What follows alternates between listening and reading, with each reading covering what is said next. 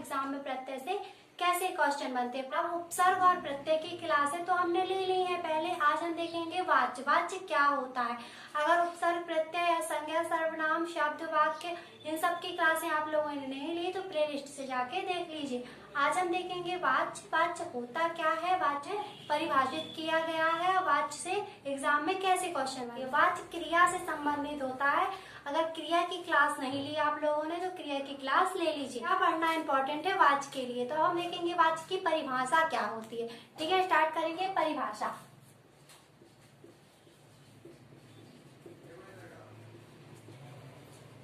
क्रिया का वह रूपांतरण रूप जिसके द्वारा हमें यह बोध होता है कि वाक्य के अंतर्गत किसकी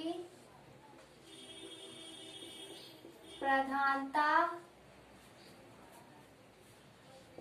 है। ठीक है, डेफिनेशन समझ में आई। परिभाषा क्या है। क्रिया का वह रूपांतरण रूप जिसके द्वारा हमें पता चलता है कि वाक्य में किसकी प्रधानता है। कर्ता की प्रधानता है, कर्म की प्रधानता है, भाव की प्रधानता है। जो ये तीन रूप होते हैं उसमें किसकी प्रधानता है। ठीक है, अब हम देखेंगे वाच्य के प्रकार। वाच्य के प्रकार कितने होते हैं। वाच्य के प्रकार, फर्स्ट है कृतवाच्य, सेकंड है कर्मवाच्य, थर्ड है भाववाच्य।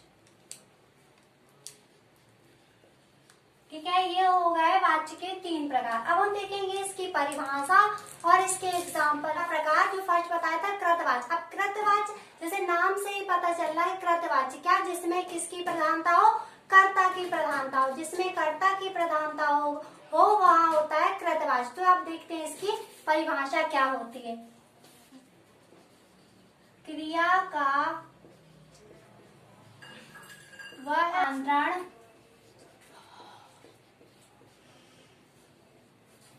जिसके द्वारा हमें वाक्य के अंतर्गत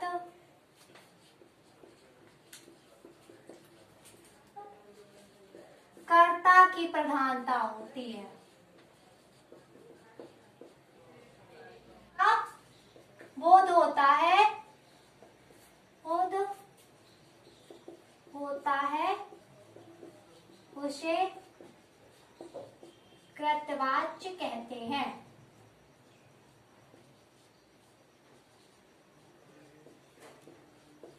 ठीक है, क्या होता है कृतवाच्य, जिसमें कर्ता की प्रधानता होती है उसे ही कृतवाच्य कहते हैं। एग्जाम्पल के थ्रू देखो कि कैसे पता चलेगा किसमें कर्ता की प्रधानता हो रही।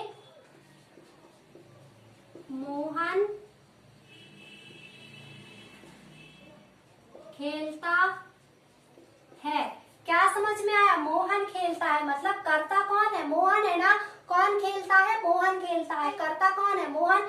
जिसमें क्या होती है, अब खेलता है, मोहन हट जाए तो खेलता की कोई वैल्यू है, खेलता है वो कोई वैल्यू है, नहीं है ना कोई वैल्यू। तो क्या है, इसमें कर्ता की प्रधानता है। कर्ता सबसे इंपॉर्टेंट होता है इसमें, मतलब कि इस वाक्य में मोहन बहुत इंपॉर्टेंट है। ठीक है, तो इसमें जिसमें कर्ता की प्रधानता होती है वही होते हैं कृतवाच्य। ठीक है, इसमें मोहन क्या है, कर्ता। तो याद रखना। अब सेकंड देखेंगे, अमन पढ़ता है। ठीक है, ये भी इसमें क्या है, कर्ता है। तो क्या हो रहा है, पढ़ाई हो रही है। कौन पढ़ रहा है, अमन पढ़ रहा है ना। तो इसमें ही जिन वाक्यों में कर्ता की प्रधानता होती है वहां होता है कृतवाच्य। ठीक है, एग्जाम्पल के थ्रू समझ में आया कि कृतवाच्य क्या होता है, हम देखेंगे सेकंड कर्मवाच्य। किस चीज का बोध हो, कर्म का बोध हो, वही होगा कर्मवाच्य। ठीक है, अब डेफिनेशन देखते हैं कि डेफिनेशन क्या होती है इसकी। क्रिया का वह रूपांतरण जिसके द्वारा के अंतर्गत वाक्य में कर्म की प्रधानता हो, प्रधानता का बोध हो।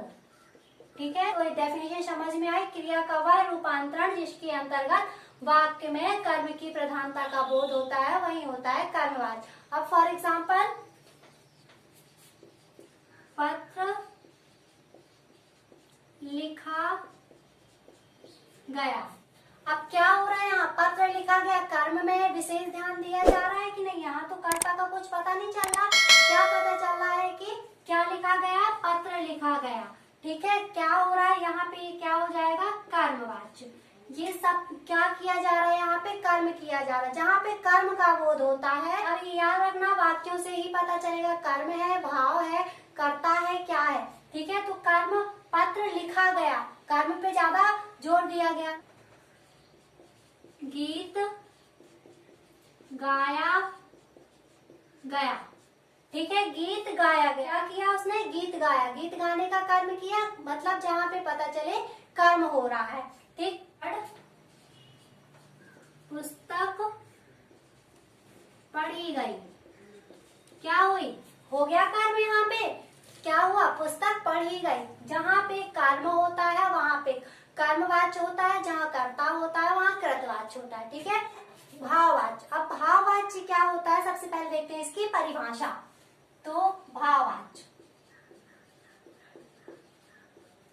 भाववाच्य की परिभाषा, क्रिया का वह रूपांतरण जिसके द्वारा वाक्य के अंतर्गत भाव की प्रधानता होती है, उसे भाववाच्य कहते हैं। ठीक है, क्या होता है, कृत्य में क्या होता है, कर्ता की प्रधानता होती है, कर्म में कर्मवाच्य में कर्म की प्रधानता होती है, भाववाच्य में भाव की प्रधानता होती है। इसमें कंफ्यूजन कोई बात नहीं है, डायरेक्टली आपको डेफिनेशन कंप्लीट हो सकती है। और एग्जाम में इसी से बहुत सारे क्वेश्चन बनते हैं कि इसमें कौन सी वाच्य का यूज किया गया है। ठीक है, अब हम देखेंगे। एक बात और नोट करो कि इसमें भाववाच्य में हमेशा नकारात्मक का बोध होता है, नकारात्मकता का बोध होता है। ठीक है, क्या होता है भाववाच्य में, भाववाच्य में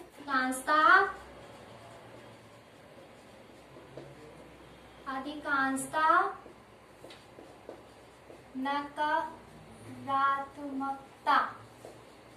नकारात्मकता का बोध होता है।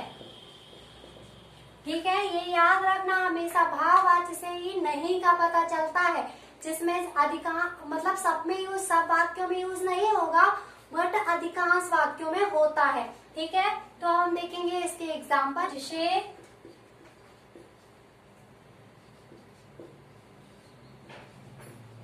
चला नहीं जाता, क्या हो रहा है, मुझसे चला नहीं जाता, मुझसे चला नहीं जाता। यहाँ पे भाव का पता चल रहा है, और सबसे इम्पोर्टेंट यहाँ पे नकारात्मक चीज आ गई, नहीं आ गया। ठीक है, नकारात्मक शब्द आ गया, वहीं पे क्या होता है, भाववाच्य होता है। और भाव का पता चल रहा है कि मुझसे चला नहीं जा रहा, भाव स्पष्ट कर रहा है ना। अब सेकंड देखो, रानी से खाया नहीं जाता। ठीक है, क्या हो रहा है इसमें, भा स्पष्ट हो रहा है, उसे खाया नहीं जा रहा, बट नहीं का भी बोध हो रहा है। थर्ड है उससे चुप नहीं रहा जाता। ठीक है, जहां पे भाव स्पष्ट हो और नकारात्मक शब्द आ जाए तो वहां डेफिनेटली क्या होगा, भाववाच्य होगा।